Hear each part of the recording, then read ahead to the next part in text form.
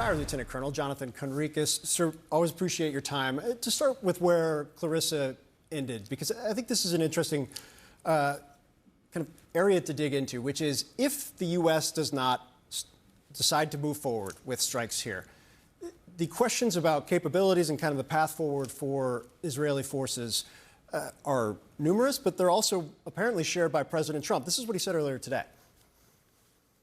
They really have a very limited capacity. They can break through a little section, but they can't go down very deep. They don't have that capacity, and we'll have to see what happens. Maybe it won't be necessary. And just to be very clear, the president was talking specifically about their ability with Fordo was the question that he was asked. Jonathan, what is your sense of capability, but also what happens next if the U.S. does not join? Yeah, so thank you for having me on.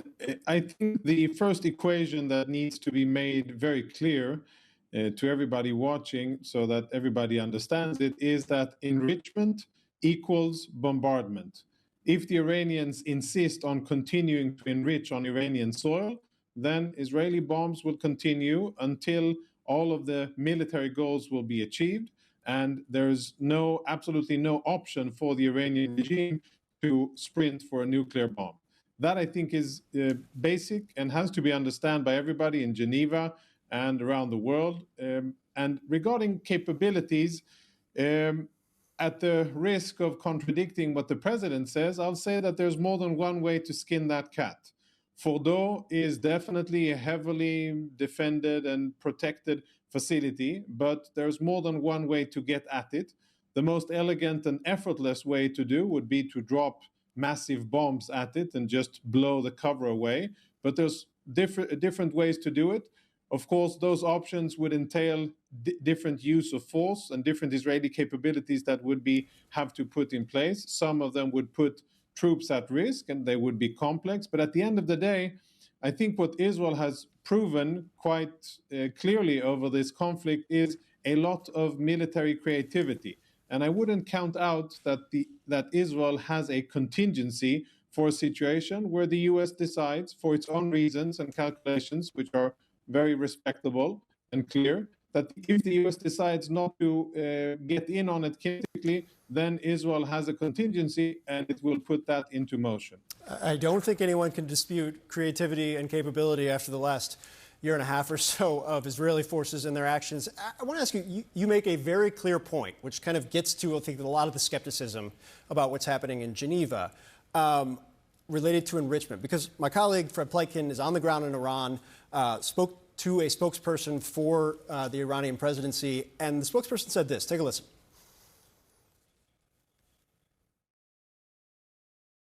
Do you think that Iran would be willing to give up enrichment and, for instance, join a consortium or something? No. Iran announced that so many times.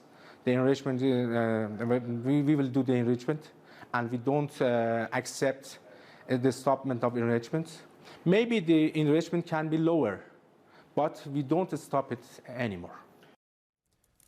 Jonathan, to your earlier point, and I think, again, the kind of the basis for a lot of the skepticism right now, that's always been the issue of many, but the core one. What's the point of what's happening in Geneva right now if that is the baseline?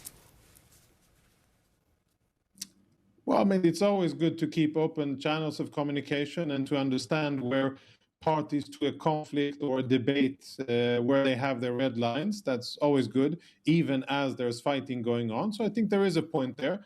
But I think reality on the ground, after about 20 years of negotiations, and, the Iranians, to their credit, have been very cunning and have used negotiations as a disguise for their nuclear weapons program and basically protected themselves with negotiations while they have stalled for time. And finally, the state of Israel said, well, we're not going to have that anymore. There's absolutely no justification for Iranians to be enriching on Iranian soil. If they want a nuclear civilian program, they have it at Bushehr, and they can import enriched material from the Russians as they do, and that's it.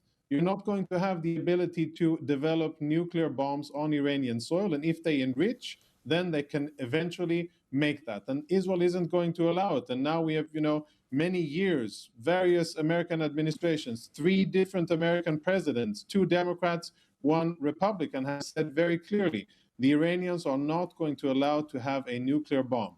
Enrichment equals the capacity to develop a nuclear weapon. So that is where it lies, and that is what Israel is chipping away. And to the Iranian spokesperson that you interviewed, I mean, soon they're going to be out of options. And the more they insist on enrichment, which they are not going to be allowed to have, the bigger the risks for the regime and the higher the stakes for additional targets that I think will come into the scope and the realm of what's being discussed from an Israeli perspective.